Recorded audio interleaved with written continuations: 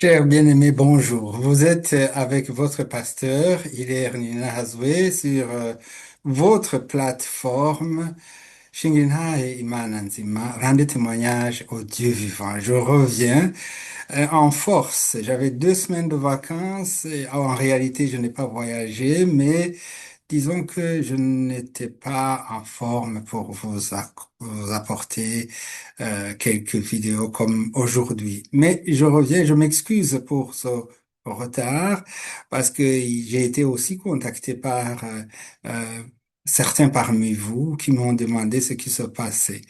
Mais j'avais déjà planifié de revenir ce soir. Ce soir pour nous, mais peut-être pour vous, c'est déjà ce matin. Voilà. On va parler de quelque chose de très ordinaire. L'héritage que Jésus-Christ nous a laissé. Jésus-Christ est venu sur terre et tout le monde le connaît, en tout cas ceux qui suivent depuis un certain nombre de temps ce canal. Jésus-Christ, il est le sauveur du monde. Il est le Fils de Dieu. Il est celui qui a été envoyé pour nous sauver. Et aujourd'hui, je vais vous parler de son héritage. Normalement, quand quelqu'un meurt, il laisse des choses derrière lui, des possessions, des appartements, des voitures, des bateaux ou des immeubles, quelque chose comme ça. Ou de l'argent, l'argent liquide, ou de l'argent euh, dans les actions, ou quelque part des biens. Eh bien, Jésus-Christ nous a laissé des biens. Mais il ne nous a pas laissé des biens comme les hommes le font, et il n'est pas parti comme les hommes partent. Parce que ceux qui sont morts, ils ne reviendront plus ici, sur terre, si ce n'est qu'avec le Christ, pour ceux qui auront été avec lui. Voilà. La dernière fois que les disciples ont vu le Christ, c'était le jour où il est monté au ciel. Et ce jour-là, il leur a donné euh, un message. En fait, il a répété, mais il les avait préparés et il avait déjà dit que moi, quand je partirai, je reviendrai vous prendre et vous amener là où je serai. Donc, Christ n'est pas parti, Jésus-Christ n'est pas parti comme les hommes meurent et partent. Et d'ailleurs, Jésus est parti vivant. Il est vivant pour l'éternité. Il était mort pour payer le prix de nos péchés pendant 3 jours, mais il est ressuscité et il est vivant pour toujours. Le message qu'il nous a laissé, le plus important, se trouve dans Matthieu 28, 19 à 20. C'est l'équivalent de ce qui se trouve dans Marc, l'évangile de Marc 16, de 15 à 16. On va lire ce passage, on va lire dans Marc. Nous lisons la traduction de Louis II. Puis il leur dit, allez par tout le monde et prêchez la bonne nouvelle à toute la création. Celui qui croira et qui sera baptisé sera sauvé, mais celui qui ne croira pas sera condamné. Le même passage dans Matthieu 28 sonne un peu plus un peu différemment, mais pas vraiment. La différence n'est pas énorme. Euh, Là, nous lisons, allez, faites toutes les nations des disciples, les baptisant au nom du Père, du Fils et du Saint-Esprit, et enseignez-leur à observer tout ce que je vous ai prescrit. Et voici, je suis avec vous tous les jours jusqu'à la fin du monde. Ça, c'est pratiquement le dernier message que Jésus-Christ a donné à ses disciples avant de s'envoler, avant de partir au ciel, avant d'être enlevé, avant de faire ce qu'on appelle l'ascension. Nous avons fêté la fête d'ascension il n'y a pas longtemps, mais ça, c'est pour nous rappeler qu'il y a eu cet événement.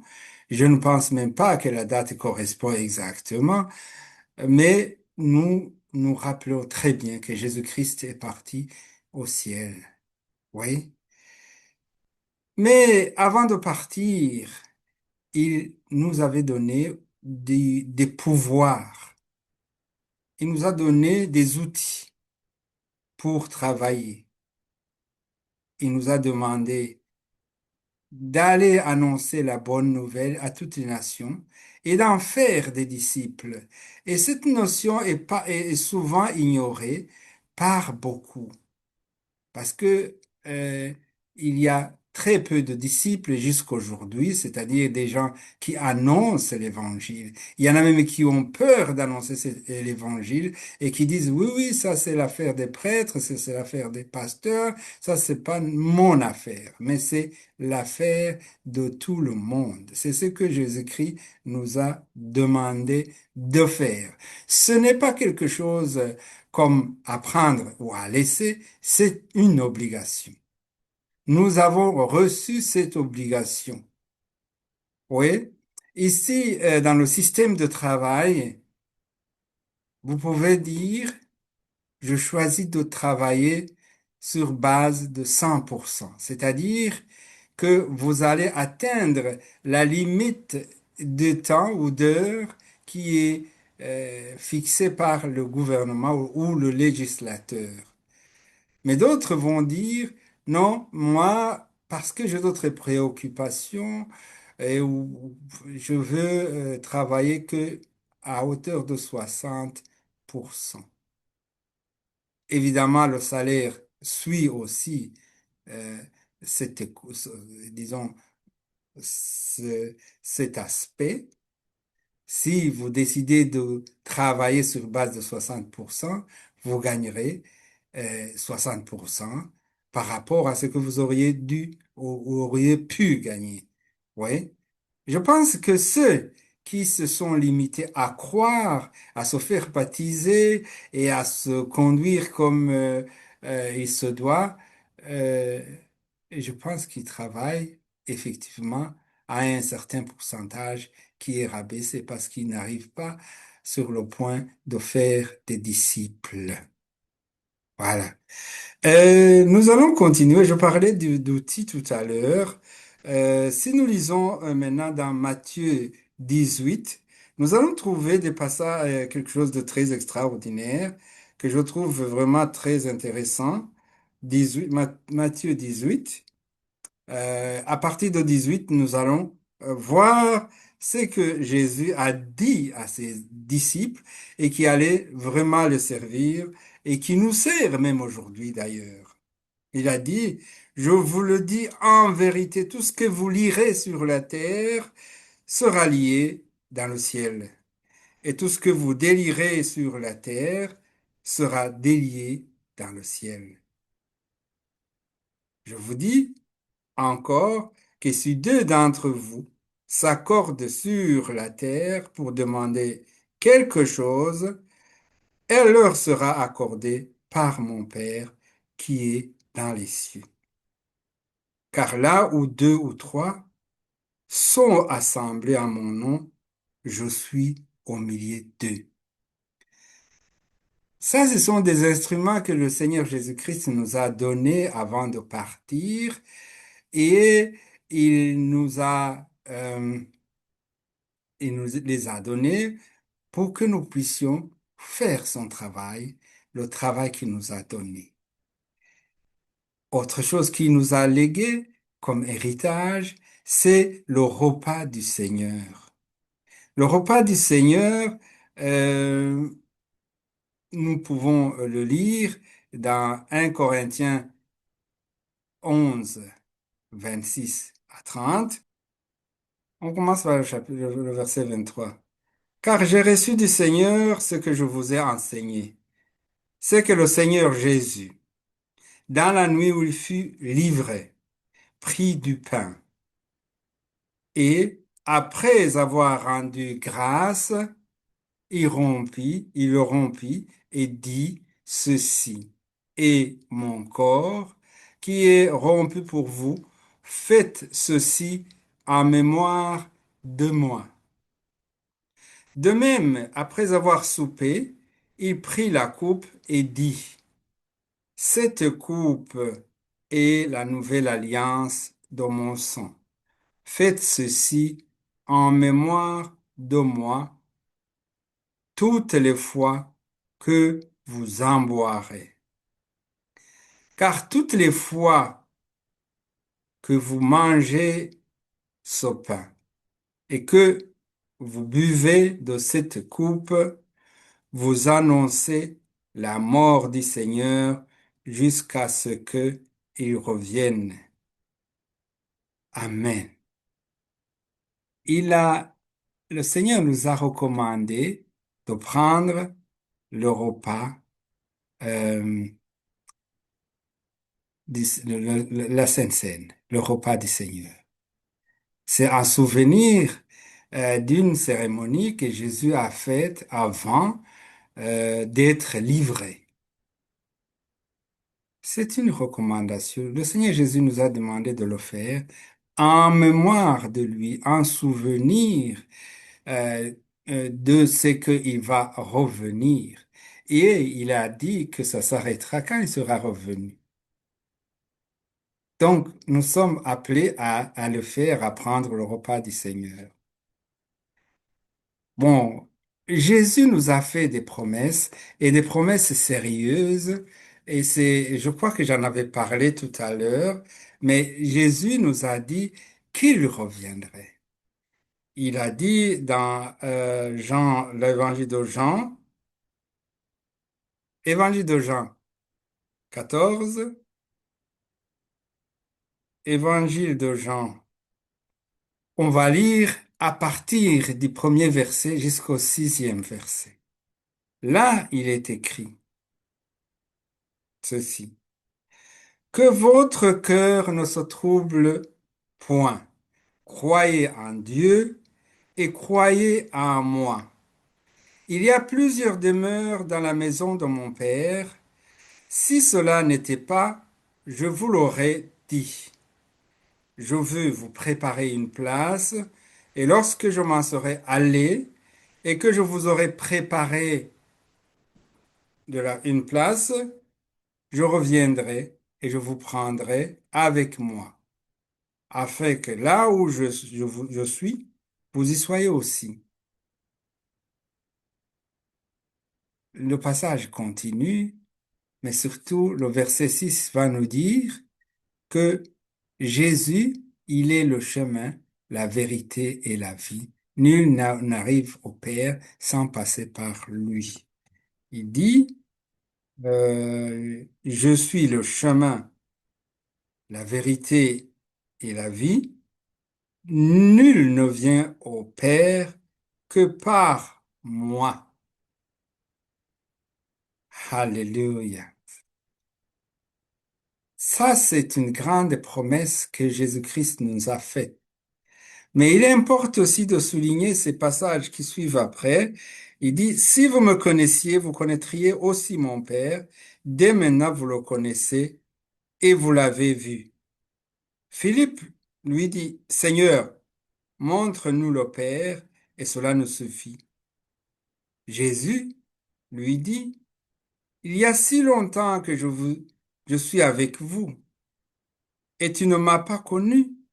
Philippe, c'est lui qui a vu le Père. Comment dis-tu, montre-nous le Père? Je voudrais souligner ce petit passage. Celui qui m'a vu a vu le Père. Cher bien-aimé, C'est ça que Jésus nous a donné. Il nous a donné des assurances, il nous a donné des éléments clés. Si vous suivez la Bible, vous allez savoir aussi ce qu'il ne faut pas faire. Mais disons que voyons un peu ce qui a été dit dans Actes des Apôtres, euh, le premier chapitre, du verset 9 à 11. Après avoir dit cela, il fut élevé pendant qu'ils le regardaient et une nuée le déroba à leurs yeux. Et comme ils avaient les regards fixés vers le ciel pendant qu'ils s'en allaient, voici deux hommes vêtus de blanc et leur apparurent. Et ils dirent, Hommes galiléens, pourquoi vous arrêtez-vous à regarder au ciel? Ce Jésus qui a été enlevé au ciel du milieu de vous reviendra de la même manière que vous l'avez vu allant au ciel. Ça pourrait être long si on commençait maintenant à débattre sur cette situation.